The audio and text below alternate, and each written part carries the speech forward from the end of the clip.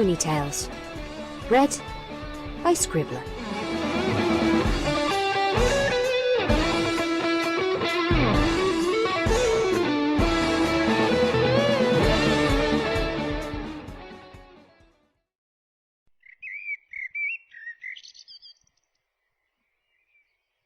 In Bloom by Pascoite. Over in a corner of the yard I tend the grass. I don't mind hot days, even though that doesn't make as much sense. I can put on a jacket in the winter, but on days like this I can't do much more than find some shade. And yet I much prefer sweating to shivering. The garden hose is still coiled up by the rose bushes, like a big green snake about to water the plants, I guess. I don't know. As well as I can remember, I've never seen a snake.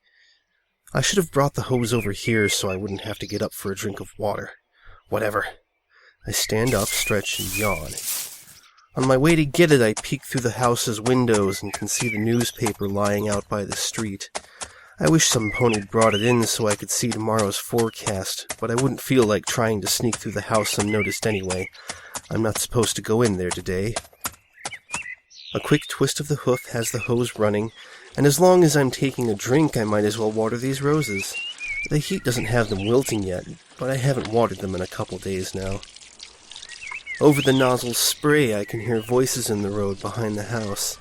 Not unusual in the summer, of course, but why do ponies have to wander by here? My ears prick toward the sound anyway, and I can't help imagining what they might be doing out there. If I have a failing, it's letting my curiosity get the better of me all the time. So, of course, I drop the hose and trot over to the fence. It's black, cast iron, and well taller than I am. Strong, formidable. Without it, my yard wouldn't be anything more than some extension of the street, some public square that's mine in name only, with no way to shut out the rest of the world. I pry apart a bit of the ivy that blankets the whole thing like green scales and peek out. To the left, a couple of groups of ponies stand around chatting like they have nothing better to do. And to the right, around the corner where I can just see it, a ratty-looking ice cream cart sits, with a crowd of foals around it and a few older ponies too, all laughing, playing, sitting idle. Why would they do that out there? I hear them from time to time, of course, when some pony walks by, but just standing around in the street? They'll never learn that way. What makes them think they can just... There she is again. That earth pony, kinda pale yellow or beige, with streaked magenta mane and tail. I've seen her before. Quite often, actually. She must live nearby, or really like ice cream. She has a couple other mares with her, and they... I shake my head and pull the ivy back into place. I have chores, and it wouldn't do to get caught staring. Besides, I've left the hose running. No, I can't drown the rose bushes again.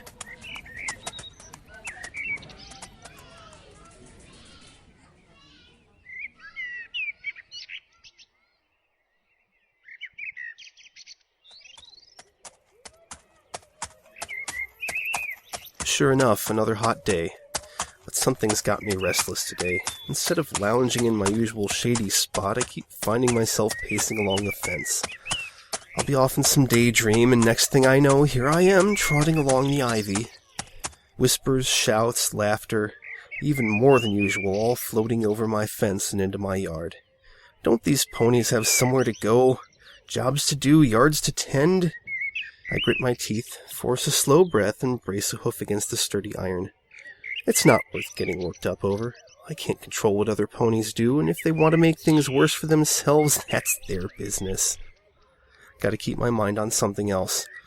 I glance over at the hose, but no, I watered the roses yesterday, and I'm lucky I didn't hurt them. I made that mistake before, once. I have to fight off a shudder, but it was all my fault anyways.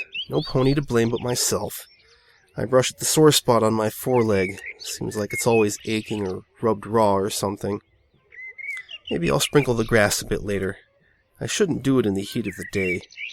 Yeah, some ice cream would taste good right about now, but not that stuff from out in the street. Seriously, how can they? And here I am at the fence again, shoving a couple of vines to the side so I can see out. I don't remember that ice cream cart from last summer. Maybe I just forgot. I need to stop this. I'm going to get in trouble. There she is. That mare again, the cone clutched in her hooves. She looks so innocent.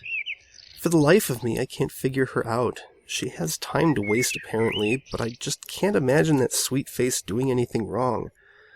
I bet she has huge flower beds at home, and she goes out each morning, shopping list and hoof to get fresh supplies for them. And I just happened to catch her on the way out. That has to be it. Her mane, blending in with all manner of carnations, zinnias, impatiens. She's even kind of pretty. Us earth ponies, we understand more than any other. No, now I will get in trouble. I can find other things to do in the yard instead of frittering away my morning on pointless... She's staring back. Quickly I hold my breath and shove the ivy over the gap. Did she see? No. No way. Two little eyes looking through a whole fence of vines? No way she saw. Careful not to tread on the still muddy ground near the rose bush as I trot along the fence until I reach the corner, then brush aside a bit of the foliage to look into the neighbor's yard. Like clockwork, there is old Juniper raking his lawn. He knows how to take care of his property. I have to respect some pony who pays attention to detail like that and keeps his yard orderly. I've never seen him out wasting his time in the streets. He doesn't need to. The yard is better. Wiping the sweat off my forehead, I settle down into the soft grass and roll under the low branches of the crabapple tree. The warm sun's got me sleepy, and I wouldn't mind a nap.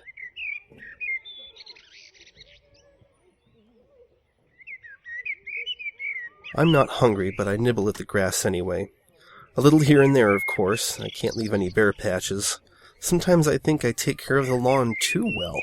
A nice dandelion in the mix every so often would taste good, but I won't have any weeds in my grass. I'd get in trouble anyway. And then there are the voices. Those ponies have jabbered all morning. Are they trying to irritate me? I stalk over and force a few vines aside. Sure enough, over at the ice cream cart, she's there too. Why would she do that? Out there, ice cream is for inside. Every pony knows that. I can't believe that some pony who looks so pleasant wouldn't know any better. I mean, surely she's not the kind of pony who would just wander around aimlessly. She must have a home. Maybe she just wants to eat it before it melts, but she could at least start heading somewhere. She's walking this way with a funny little grin on her face. No, I'll get in trouble. Letting the leaves spring back into place, I stagger a few steps and try to keep my heart from pounding. She didn't see. She couldn't have seen. I hold my breath and prick my ears forward as hard as I can. No hoof steps, no voice, no nothing. She walked past. She didn't see anything, and she walked past. Hello? Who's in there? I jump and let out a little yelp. Stupid, she heard. Hello? I saw you peeking out. My house is nearby, and I didn't think any pony lived here. What do? I can't speak to her, but if I don't answer, she might raise her voice. After a quick glance toward the house, I decide I'd better give her a brusque reply. Shoo her off. I shouldn't be talking to you. Why not? Her voice is like silk. Cool and soft, and it slides right over me. I want to hear it again, but I can't. Why won't she leave?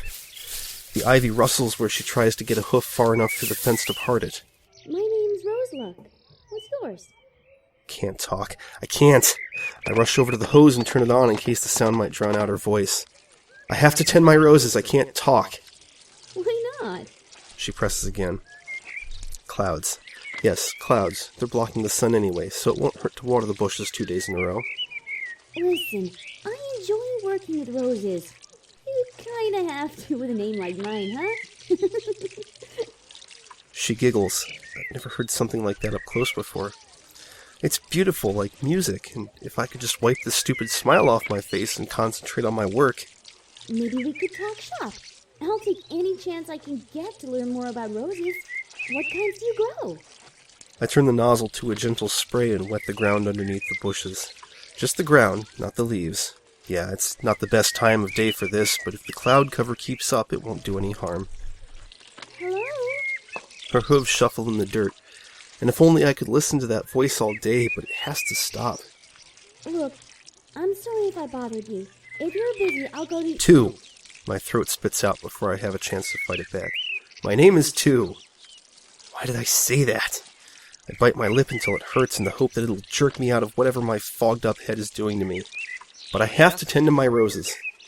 My mind racing, I keep at my job, even turning the nozzle on high so I can reach the azaleas and rhododendrons against the house from here.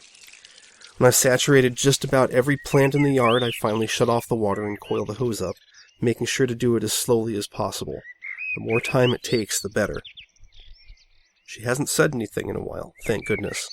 But now I don't have an excuse to ignore her anymore. She might go away if I told her to, but I don't want to be rude. I don't want her to stay, I don't want her to go, I'd stomp as hard as I could, but she'd hear.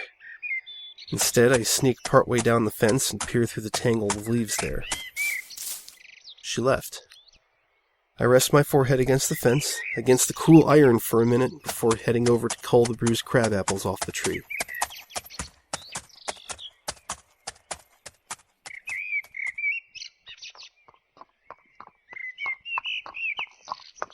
Two? My eyes shoot open and I toss my head. Where am I? Oh, yeah, my shady spot under the tree. I thought I heard something, but a quick scan of the yard turns up nothing. A dream, then. Two? You in there? Before she can even finish those few words, I've already stumbled to my hooves and lurched over to the fence. Hey! I grunt through my scowl as I yank the vines aside and gather my breath to... Green. Green eyes gaze back at me, less than a single pace away. Green like the soft, sweet grass that grows on the far side of the yard over by the pond, over where I'm not allowed to go. Her smile sprouts little by little, but it's the green that snared me, held me locked down in the green depths of... I shake my head. Hard. Quiet! I finally hiss back at her. You'll get me in trouble! That lovely smile melts into a frown, and Roseluck cocks her head. For what? I'm not supposed to talk to any pony, I say, craning my neck this way and that to make sure no pony else sees. Her frown deepening, she wrinkles her forehead. Why not? I just want that smile back. 'Cause I'm out here. You should know that. You're the one in the street. What? I'm sorry. I don't understand. I let out a sigh and rub a hoof between my eyes. If I hadn't done something wrong, I wouldn't be in the yard. I'm out here a lot, but even I've never done anything bad enough to get thrown out into the street, and I see you walking around out there nearly every day. What did you do? I don't... Two, I'm out here because I want to be. Every pony is. You mean you've never left your property? Oh, no. I've never misbehaved that badly.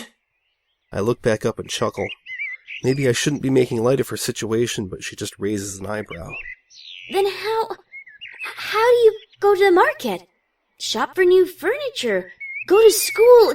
Take out the garbage? Oh, I never said there weren't reasons to leave, I answer, waving a hoof at her. But only when you have to. Besides, Mother handles those things. She does? Her green eyes have gone wide. I guess her mother leaves all the dirty work for Roseluck to do. I nod. Of course. Then I don't have to bother with any of that. I'm lucky, really. Now her frown has come back. I didn't mean to make her feel bad. A door slams inside the house and I whip my head around at the sound. I dart for the vines and shove them back together. You have to go, I rasp. No, you have to go now. I lie down in the grass, squeeze my eyes shut and roll onto my side. A moment later, I hear soft hoof steps receding in the roadway.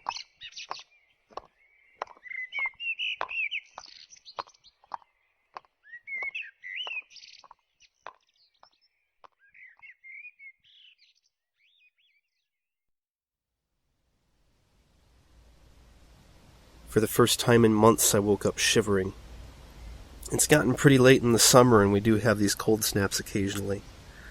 Rather than take my usual spot in the shade, I've moved out where I can get some sun and hopefully bake this frigid dew off my coat. I'd wipe it off, but I'd just pick up more from the grass, and the cold numbs the sore spot on my foreleg anyway. Might as well stand, I guess. I trudge over to the fence and pull a couple of vines out of the way. Seems like my little ritual lately. The ice cream cart hasn't opened yet, all folded up, and there's an old stallion down that way delivering newspapers. Roseluck could come by today, I suppose. I hope. No, that's not productive thinking. Oh, I can't rid myself of this pesky smile. In case it helps dislodge it, I stamp a hoof and then... Two! I nearly bang my mouth on the fence when I jerk my head around to the left. She never comes from that direction. Why would she be there? She just grins, the loose ends of her scarf tossing about in the breeze as little puffs of steam float away from her nose with each breath. I didn't think any pony else got up this early. I was just out for a walk. Have you your work already? No, I answer, suppressing another shiver. Just waking up. Yeah, that cold morning air is bracing, huh? Gets the blood flowing. For a moment she pantomimes an exaggerated jogging-in-place motion. I shrug. I never cared much for cold, or blood for that matter. So, what do you have on your agenda for the day? She brushes a hoof through her forelock, though none of it looked out of place to me. "Tend this here grass," I answer, my voice dropping into a monotone when I get drawn into those green eyes again. Same as always. And your rose bushes? Roseluck asks with a swish of her tail. Oh, I only take care of those when they need watering. I keep to my schedule whenever I can. I hope she doesn't look closely at those bushes. The bugs have been pretty bad this year. She cocks her head to the side and folds her ears back. So, it takes you all day long to do the lawn? No! I give an emphatic shake of my head. I just nap or think or something. If I'm inside, I read. Well, if you're not working and it's cold out... She holds out her hoof like I'm supposed to complete that for her. I don't get... Why aren't you inside? She finally concludes. Oh, I can't. I got in trouble. I'm sorry. Her face falls and her ears somehow droop lower. I hope it wasn't on my account. No, I answer right away, wafting her words away with a hoof. No, don't worry. That happened before I met you. That was a couple days ago. A bent foreleg held up in front of her Roseluck stiffens. The playful lilt drains from that silken voice. I know. What doesn't she get? She's the one out in the street. You haven't gone inside in 2 days? Now she's just humoring me. She must think I'm bragging. I shrug, which only makes her squint more intensely. However long it takes. For what? She practically spits the words out. Fine, I'll play this her way. Till I learn. A gleam from inside catches my eye. Mother's come downstairs for breakfast. Oh, I have to go eat. I'll see you around? But I thought you couldn't go in the house. She's tucked her tail and that perked foreleg twitches once or twice. She puts on a good act, but now I've caught her saying something ridiculous. I know she's kidding. For meals, sure. Not an animal. We eat inside. Not like that. I jab a hoof towards the closed ice cream cart. Uncivilized stuff. She looks like one of those stupid squirrels that'll jump out in front of a wagon and can't decide which direction to go. No way she's actually confused, right? Anyway, she can't get out what she wants to say and I have to go, so I tug the ivy across the gap again and trot up to the back door.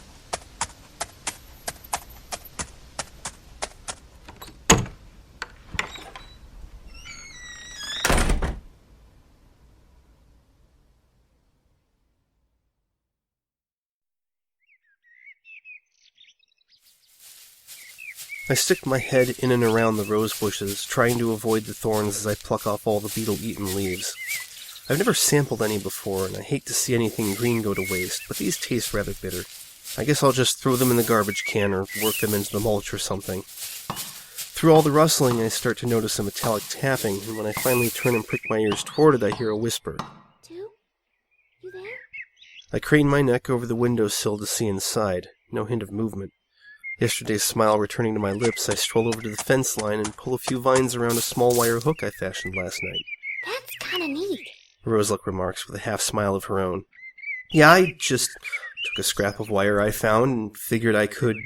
I scratch at my nose, even though it doesn't itch. It's almost like you expected me. Without risking a look at those green eyes, I can still feel the laughter she's holding back. Of its own accord, my hoof scuffs at the grass. Yeah, I guess I did, Roseluck. I don't see any harm in it, but I think I'm going to get in trouble for this. Trouble? With your mother? And just as quickly, the little amused chime in her voice evaporates. I shrug and nod. What did you do? I shrug again. If I knew, I'd be in less trouble. It's the difference between a pony who knows he's wrong and one who's bad enough that he doesn't even realize how he misbehaved. If I could tell what I needed to apologize for, I'd do it. Now I have to wait until Mother thinks I've had enough time to reflect on it. I can't even take those green eyes right now, but out of the corner of my vision I see her mouth working through several responses. Look, I haven't said anything yet because I felt like it wasn't my place, but don't you think she enforces rather strict rules, maybe? No, I spit back, shaking my head. Look at all those ponies out in the streets. That could be me. I've actually got it pretty easy. No. She says, leaning forward to brace a hoof on the other side of the fence. Those ponies, I don't go around out here as a punishment. We have things to do out here. We live our lives out here. How could you spend an entire lifetime shut up in your house? No reason to go out. My jaw clenched, I take a step back. This is why Mother warned me about talking to other ponies. And there goes her mouth, back to forming words that her voice won't give life. She stares at the dirt before she can tease out a few sentences. I'm sorry. I didn't mean to make you angry. Hey, 2 is an unusual name. How did you get it? Is it short for something? Deft change of subject. Do I let it go? She twitches her tail and hangs her head. I guess it's okay. I let my shoulders relax as I exhale deeply. I'm the younger one, the second. You mean you have a sister? Or a brother? She asks, her eyes brightening. Yeah, my older brother, one. Roseluck flinches at that answer. Where is he? I grit my teeth and sneer back, even though she isn't looking. He left a few years ago. Thought he could just mouth off all the time. So Mother put him out. He never came back. He's probably dead. Her breath catching in her throat, she gapes and tries to unclog the bunched-up words, but can only back away. Her lower lip quivers, and all that falls out is a rasping. I'm sorry. She canters away and casts a single glance at me as she disappears around the corner.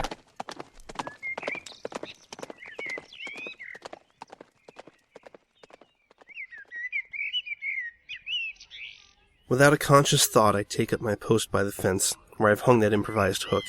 I draw a few leafy tendrils aside and watch the ice cream cart.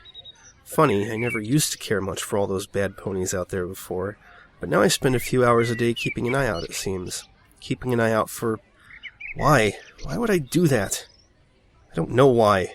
Doing things I don't even know are wrong is what gets me in the most trouble. I shake off that thought and peer at the ice cream cart again. She's there. Her familiar red mane, facing the other way right now, and she's buying some ice cream. Before I know it, my pulse is quickened. Yes, she's pretty, but I like to talk. I just like to talk. I'm going to get in trouble. She's seen me now, and why doesn't she come here? She swallows hard, but she hasn't even had a bite yet. A deep breath, and then she walks over as if dragging a fully laden wagon behind her. And that smile would blow off in a light breeze. Hi. She says, at least the sound, if not the sentiment. She holds up her cone between the bars. Want some? I shouldn't. Every fiber of my conscience tells me so. I wedge my nose through and take a taste. Creamy, yet tart, and I've never had anything like it before. It's amazing. What flavor? Pineapple. A touch of sincerity seeps into her grin. Pineapple? Doesn't taste like either.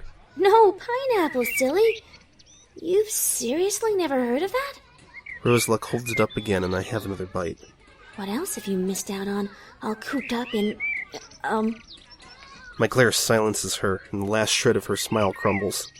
Her eyes darting around, she sits on her haunches and licks off a drip that's running over her hoof.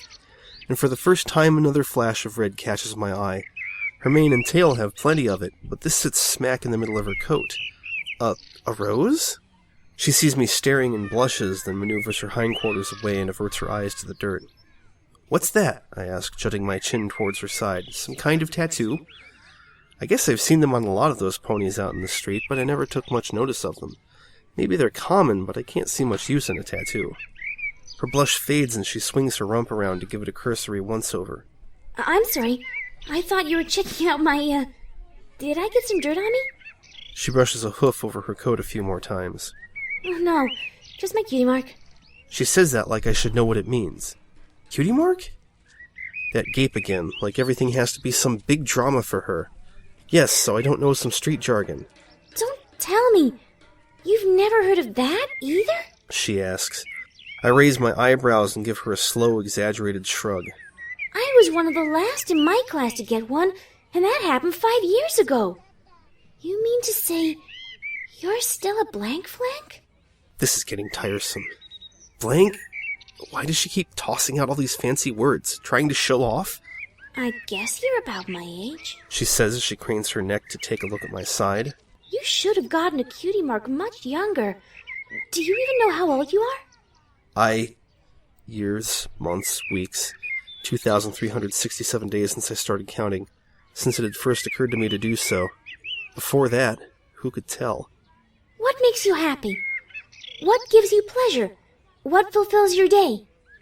She gazes up at the clouds, and at least her smile has returned. I read a lot if I'm allowed inside. I tend the grass, nap, or Roseluck isn't listening. Her mind has wandered off somewhere, and she stares at nothing. I need to give this some thought, She finally says. I'll see you tomorrow. I want to help. I'm really going to try. She turns to leave, but at the last moment pushes the rest of the ice cream cone between the bars. Here. I juggle it for a moment to keep from dropping it, and it's starting to drip on my hooves, so I wolf it down in 3 bites. Are you sure your mother is somebody worth obeying? She says softly, already on her way. I probably wasn't meant to hear that. I chew, gulp down that wonderful treat, gone bitter now, bitter as those rose leaves. How dare she? I suck in a big breath to shout after her, but my head feels like my brain is at once freezing over and about to explode. Jaw clenched, I rub my temples until I can muster the resolve to speak, but she's nowhere in sight. I yank the vines back into place, undo the small wire hook, fling it over the fence. Good riddance. In the heat of the day, I lie down on the soft green grass. Green like her eyes.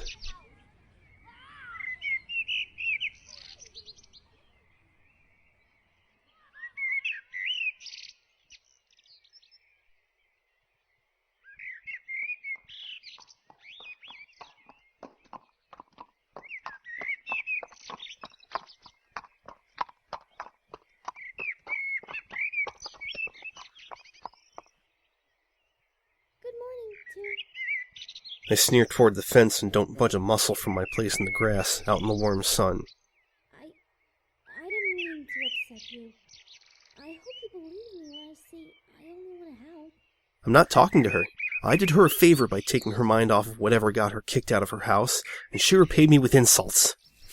A short distance down the fence, the leaves rustle where she tries to push the ivy out of the way, in the wrong spot. You there? Roseluck waits a minute, then her voice drops to a whisper. I hope you got to go inside. Letting out a sigh, I walk to my usual spot and hold the foliage back. She steps over and peers through with her green eyes. Green amid the green, both with life, but only one with vitality, there behind the black iron. I stare and stare. Do you think? I shake the fog from my head and find my way out of the maze. Almost got lost in there. Sorry, what? I was asking if you thought reading might have something to do with your cutie mark. You said you enjoy it. In her own little world, she nods on my behalf.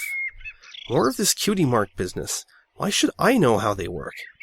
I don't know. Honestly, I spend more time taking care of the yard. Well, it would have happened already in that case. At least, I think so. But you do have a talent for it. Maybe you just haven't found the right thing. She gives me a toothy grin and points over past the small pond at the other end of the yard. I mean, look at those roses over there. You've tended them beautifully. Those roses? I open my mouth to speak, but... See, I can help you there. That's part of why I came over. My friends, Lily and Daisy, and I are going in together on a florist shop. We've studied the business, raised the money to start up, found a vacant storefront we can afford. I can finally move out on my own. It's got me so excited that I just wanted to tell you. She stands there, rocking on the tips of her hooves, and I think I'm supposed to say something. So you talk so much about growing your roses that I thought you might have a knack for it. They're my specialty, of course. Cutie mark and all, you know?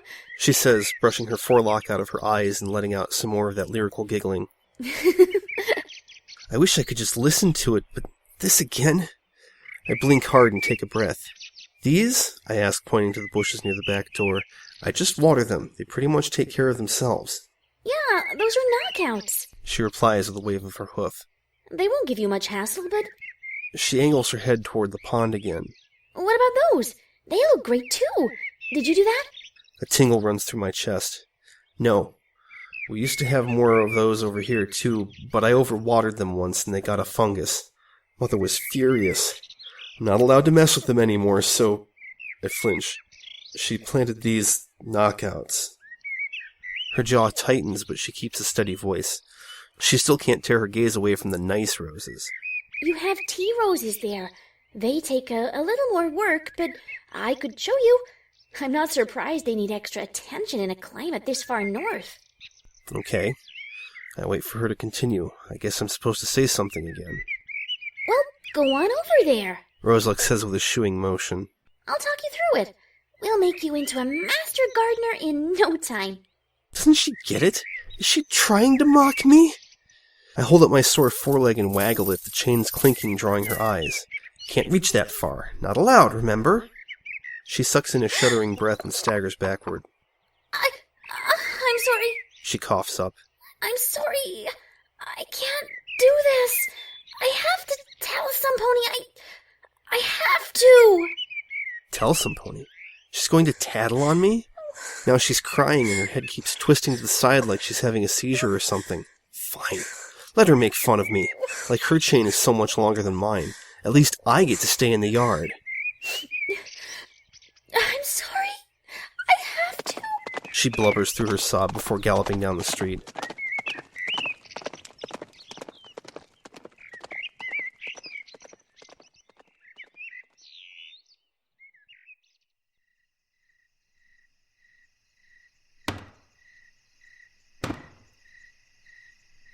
Banging.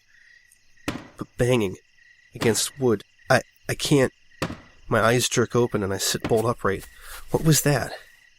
I hold my breath, but I don't hear anything else. The house is dark, the yard is all shadows. Stars overhead. Only a dream. A big yawn, and then I roll onto my other side and huddle up against the night air. Only a dream. Only. Another bang. And breaking glass. Some pony shouts inside and lights come on all over the house. I take off at a gallop for the back door. Ow! Damn it! The chain jerks me to a stop, nearly rips my foreleg out. I grab the chain with my other. I have to get free. Mother! I shout. Furniture tumbles. The yelling gets louder. Are we being robbed? I strain as hard as I can against the manacle and it digs into my flesh, but that only makes me tug harder. I have to get free. Mother will be angry that I got off the chain, but I have to do it for her. She'll understand. The back door crashes open and a piercing light blinds me. It's alright, kid. We're here to help. I run for the hose. Maybe I can swing the heavy brass nozzle around and keep him away. Whoa, it's okay. It's okay. He shines the light on himself and it glints off his badge. Police? Did they catch the robbers? It's okay, son. I've got you. Everything will be fine. Just step over here slowly. Loosening my bite, I let the hose drop to the ground. Mother? I back off a couple paces, but something about the officer is reassuring. At least if he lets me off this chain, I can help Mother. He bends down and fiddles with the clasp before shouting toward the house. Hey, turnkey! Grab the bowl cutters from the wagon and get out here! Mother, where's Mother? Is she okay? Nothing else matters. I have to help Mother. Don't you worry about her, son. We'll take care of everything. Another uniformed pony emerges from the doorway with what looks like an enormous pair of pruners. He holds the blade against the link of the chain, braces one handle on the ground, and leans into the other as hard as he can. With a metallic ring it snaps, and I go to charge inside, but the first officer blocks my path. Come with me, kid. Let's get you out of here. I don't want to go. Where's Mother? They don't answer. They just corral me into the house where a third and a fourth officer join them, hemming me in, pushing me toward the front door, toward the street. No, they're throwing me out. Just like my brother. Forced to leave, never return, probably dead. He got what he deserved, but I don't want to go. What did I do wrong? I only talked to her. I didn't hurt the roses, and I only talked to her. As I stumble down the front walk, the first officer points to a mare being shoved into the back of a paddy wagon. There's your mother, kid. No! Mother! It takes all four of them to hold me back. What are you doing to her? Let me go! It's okay, kid. Calm down. She can't hurt you now. No, you've got it wrong. She didn't hurt me. She never hurt me. Everything's going numb, even my throbbing hoof. I can't walk. Shaking, I sink to my haunches and the police ponies let go of me. What's happening? I scan the crowd of unfamiliar faces. More police, ponies with cameras, scribbling in notepads. Flashbulbs going off, shouting in the street. No fences, strangers everywhere. No. One face, over by the officer with the most stripes on his sleeve. It's Roseluck. She gives a shy smile and a muted wave. She did this. She did this! I break into a full gallop straight for her. You smug bitch! I hurl at her as I close the distance. I punch her as hard as I can, the chain's loose end clinking over the crowd's noise. She drops immediately, and then I'm on top of her and I get 2 more good shots in before the nearest officers can pull me off. You don't even know what you did! You had no right! You had no right! Blood trickles from her mouth and some is spattered up on her nose. I don't like blood. I don't, but it matches her mane well. I fling every horrible word I can think of at her. Surely Mother can hear me, but she has to realize I'm doing this for her. Please don't be angry, Mother. Roseluck bursts into tears and cowers behind some other mare, probably her idiot mother. By then the police are dragging me away and pushing me into another wagon. All those faces, ponies in uniform, Roseluck, old Juniper, ponies that have nothing better to do than stand around on the road. Roseluck. I recognize that look, same as one gave me when he left. Like he knew better. Like I deserved his pity.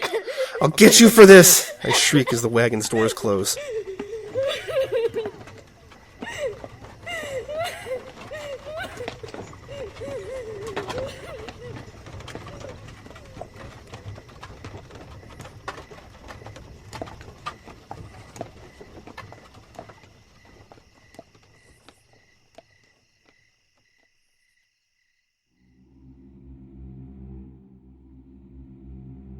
Early evening and I lie in bed while reading a book.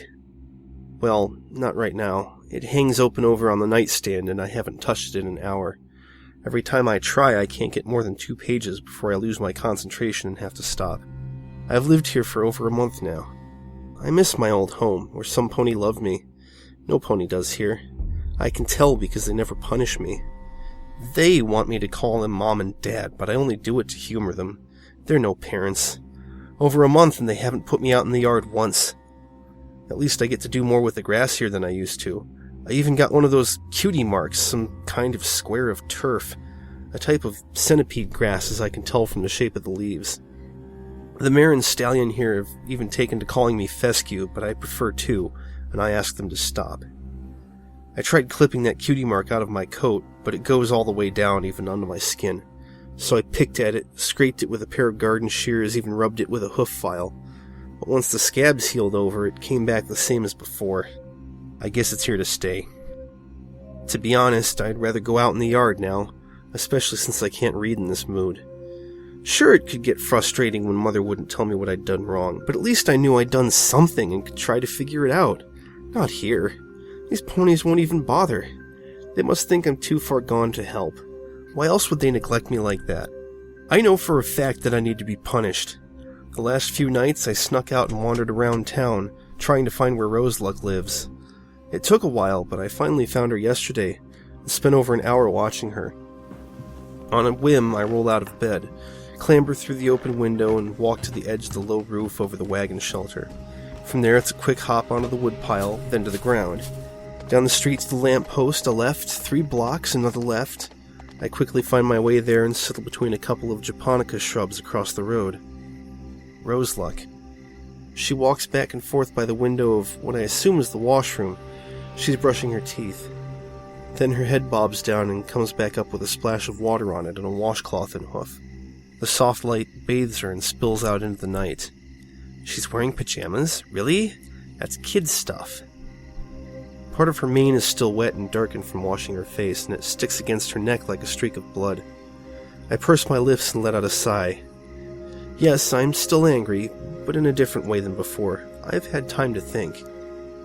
If she'll just admit to the police that she was wrong, that she lied, then everything can go back to normal. Then I wouldn't have to hit her. I might even be sorry I did it the first time. It's not like I want to see her bleed. I don't like blood. When my eyes come back into focus, she has her face pressed to the window, gazing out at me.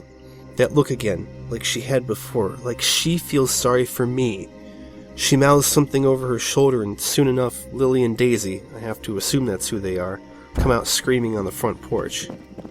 A couple of the neighbors pop their heads out, but I'm gone, past all those awful open yards, dust kicking up behind me. Why would she treat me like this? I gave her a second chance. I take the long way home. Gotta have time to think, and just in case any pony follows me. If I go around the edge of town, I can stop, take a breather in the park, get a drink from the stream. Listen to me. Not that long ago, I didn't have a clue about what was in this town, or where. A quick snack of sweet grass hits the spot when I pause, panting. Nice green grass, like her eyes. I must have stood there for 5 minutes or so, just watching the bushes and shadows blend together, waiting, hoping the next sound might be her, ready to apologize. But I can't take any longer. Best to get home before some pony notices my absence. So I head back, but when I'm still 3 blocks away, I can already see trouble. Light shines from my room and a police officer stands out by the mailbox. I don't even get much of what happens over the next hour. I nod a lot, and they tell me not to go to Roseluck's again. If they chained me in the yard, I couldn't have gone there in the first place. And my parents still won't do it when I say so. They don't care enough, and I think the officers notice too. They raise their eyebrows at the whole exchange, but even they won't step in and make those two take responsibility. When I ran away, I noticed that Roseluck had stopped smiling. Maybe she finally understands the seriousness of the situation. Maybe she feels bad for what she did. No pony else would ever talk to me when I was in the yard, except for one, I guess. Roseluck was nice to me then, and it felt good. That's what they call love, right? My parents say something to that effect once in a while. So if Roseluck wanted to show me kindness, it meant she loved me? I want to be nice to her too. Yes, I think I love her.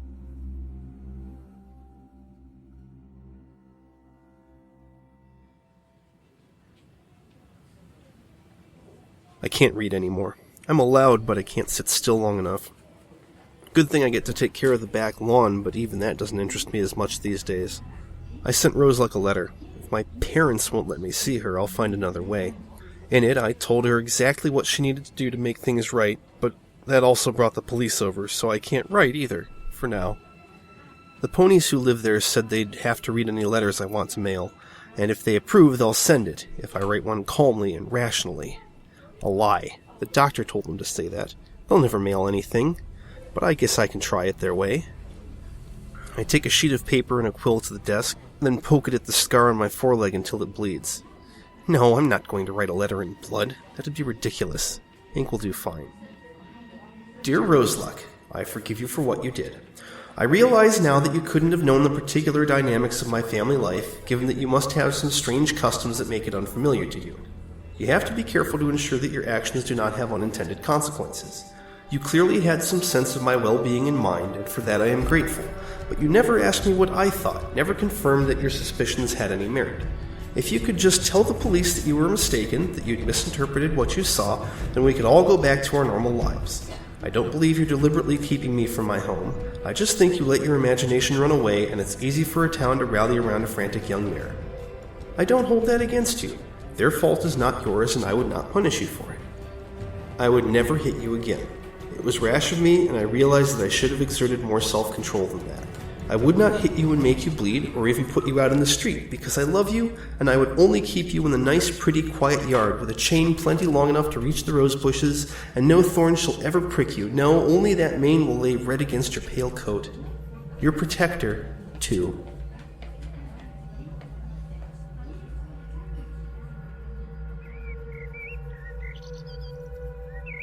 It's my little patch of grass between the fence and the building, and I can do whatever I want with it. Every pony else had better stay away. I glance around at all the other guests milling about in the yard, off to whatever mundane things must occupy their minds. They have no business here, but I let them be.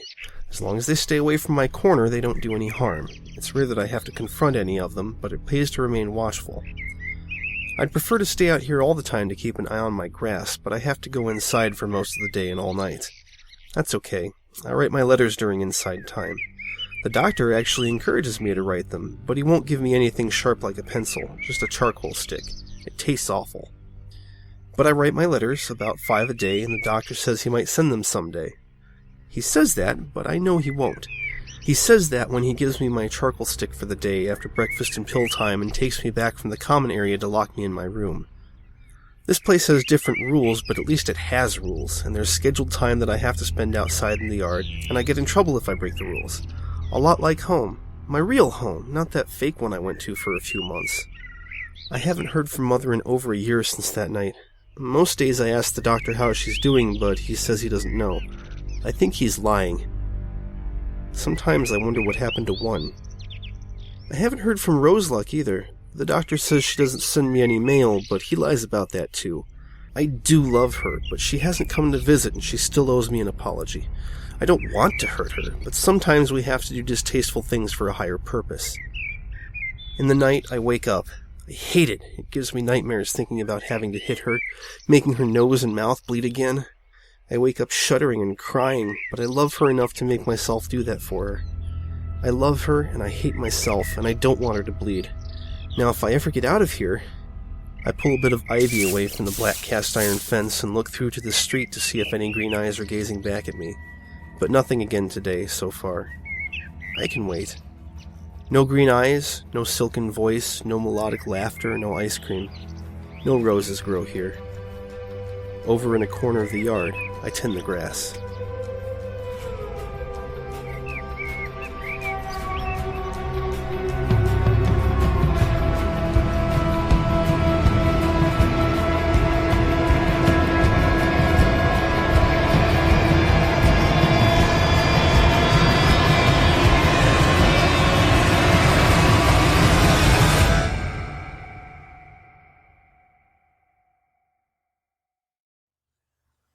That was In Bloom.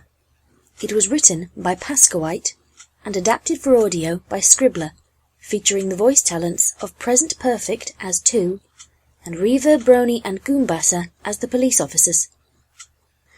Alright, thank you very much for listening. I apologise for this being a day late, although in the UK it's close to 1 AM now, so this is more than a day late. I did intend to get this story out on Saturday or Sunday, but unfortunately I was absolutely snowed under with paperwork. In fact, I'm still doing it now. Hence, I'm on the internal mic, not my actual microphone, because it would take too long to set up the mic. And I really want to finally record this end blurb, because this fic marks the start of sort of my Halloween special. Last year I did one Halloween special wherein I read Nigeb, which was the winner of the 2012.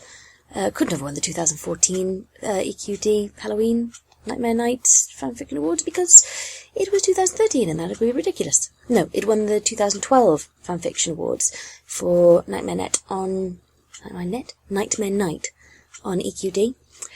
And this year, rather than just do one Halloween fic, I am going to do just a month of dark fics, ending with something rather special on Halloween itself. So, watch this space. And I've actually been sitting on this fic, on In Bloom, for several months. To put this in perspective, I came across this, I think it was September last year it was published, and I came across it the day it was published and put it on my list of potential fics I wanted to dub. And I had it in mind when I talked with a couple of VAs over time, and Reaver Brony, this was the first thing he ever recorded for me. He's actually appeared in one other fic that bizarrely he recorded afterwards but got shown first, and that was A Puppet to Her Fame. But this was actually the first thing he ever recorded for me in terms of voice work. And he recorded his lines in January. And Present Perfect contacted me a few months later, and he'd been planning to do this fic himself. To which I said, actually, I've been planning on doing this for a while, I just needed a narrator. I've actually got some of the lines recorded already. And he was very much on board with making this a collaborative project. And hence, he recorded this in March or April? Maybe May? Definitely quite a few months before the summer. And here we are in October and it's finally ready. And he's been a very good sport about waiting for me to get my bum in gear. But hopefully it was worth the wait, and hopefully he understands that I've left it until now because of thematic reasons. Hopefully next week's fanfic reading will be out on time, on the weekend, and I won't be just dying under a weight of paperwork and there. Quick Suki update. She's been a bit poorly today. She's doing a lot better than she was the last week that I spoke to everybody. She's been taking her tablets, although she hates them. She tends to leave them in her bowl until she's absolutely starving, and then will eat the bit of food that she's balanced them on top of. She was, as I said, a bit poorly today. She threw up and she's got a bit of a hot nose. So she's got blood tests booked in the morning. So we're going to see the vet about that. And I will keep you all informed. The GoFundMe campaign has actually crested into £2,000 now, and I'm still absolutely flabbergasted that people are being just so generous. And thank you so, so much, because as I've emailed people who sent me money through PayPal, and I will be, as soon as my paperwork use is off, I'll be looking at everybody who has donated to the GoFundMe campaign and contacting all of them individually as well, provided they're not anonymous. And just saying thank you so, so much, because that money is helping to keep her in her medication. So thank you. From the bottom of my cynical, blackened and shriveled little heart, thank you. So, read a darkfic, end with an uplifting spout of gratitude. Yeah, that's the way to do it. So, I hope you all tune in next week. I also hope that you listen to the other two big Halloween projects that I've been involved in October. The first is Truth Be Told, which is a fanfic I wrote for the Halloween write-off last year. I missed the deadline, and also missed the word count by a couple of thousand words. And Lost Narrator is adapting it into a full cast fic reading, the first part of which was released last Friday. So if you go to her channel, you will find that there. And the second one is Something Sweet to Bite, which is being adapted by Emogak and is written by Nakaman, which is just a brilliant name. And I've got a couple of roles in that, so the first part of that was uploaded on Friday too, and watch this space for the next part of both of those, which will be coming out this Friday. And with that, I shall love you and leave you. Be lovely to each other, just as you've been lovely to me and Suki. And good night, everybody.